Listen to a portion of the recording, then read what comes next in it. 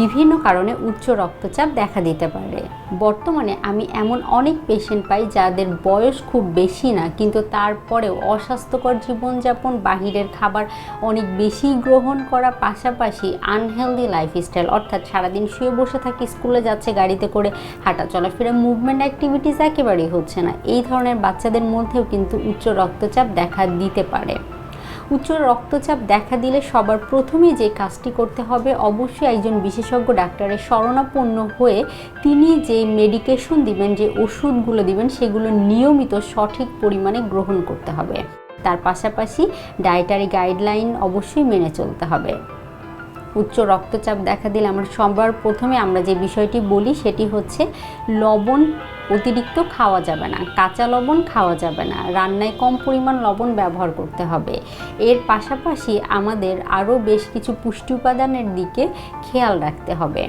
আমরা সবসময় আসলে বলে থাকি যে লবণ বেশি খেলাম না, কিন্তু লবণটা ভেজে খাচ্ছি। এই সমস্যা অনেক পেশেন্ট এসে বলেন যে ম্যাডাম আমি লবণ কাঁচা খাই না, বেশি খাই না, কিন্তু ভেজে একটু পাতে লবণ খাই।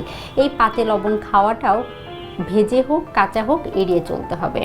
যখন উচ্চ রক্তচাপ দেখা দিয়ে থাকে, হঠাৎ করেই আমাদের প্রেশারটা বেড়ে গেলে আমরা অনেকেই আচার খেয়ে ফেলি, মনে করে আচার যেহেতু টক, সেটা খেলে হয়তো প্রেশারটা কমাতে সেটি সাহায্য করবে। এই ধারণাটি একেবারেই ভুল, কারণ যখন তৈরি করা হয় আচার, সেখানে অনেক বেশি পরিমাণে লবণ এবং টেস্টিং সল্ট ব্যবহার করা হয়ে থাকে। সেটা টক ঠিক আছে, কিন্তু এই লবণ, তেল, মশলা যে ব্যবহার করা হচ্ছে, এই তেল মশলা সমৃদ্ধ যখন আপনি আচারটি গ্রহণ করছেন, সেটি কিন্তু আপনার প্রেশার কমানোর পরিবর্তে বাড়িয়ে দিবে। পাশাপাশি ক্যাচআপ বা আমরা বিভিন্ন ধরনের সস খেতে পছন্দ করি। আমরা টেবিল সল্ট বা লবণ কম খাচ্ছি, কিন্তু রান্নায় সস বা ক্যাচআপ ব্যবহার করা হচ্ছে, এমন ধরনের খাবার প্রতিনিয়ত গ্রহণ করছি। এতে করেও কিন্তু উচ্চ রক্তচাপের সমস্যা যাদের রয়েছে, সমস্যা আরও বেড়ে যেতে পারে, বা নিয়মিত এই জাতীয় খাবার খাওয়ার ফলে উচ্চ রক্তচাপজনিত সমস্যা দেখা দিতে পারে। তাই অবশ্যই রান্নায় যে কোনো সস, ক্যাচআপ ব্যবহার করা থেকে বিরত থাকতে হবে যদি আপনার উচ্চ রক্তচাপ দেখা দিয়ে থাকে। পাশাপাশি প্রচুর পরিমাণে ফলমূল, শাকসবজি গ্রহণ করতে হবে, কারণ উচ্চ রক্তচাপ নিয়ন্ত্রণের ক্ষেত্রে এগুলো সাহায্য করে থাকে।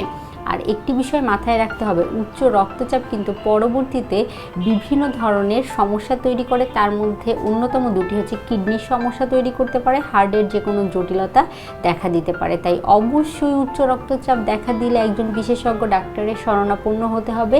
পাশাপাশি একজন পুষ্টিবিদের পরামর্শ নিয়ে সঠিক খাদ্য তালিকা মেপে সেগুলো গ্রহণ করার চেষ্টা করতে হবে।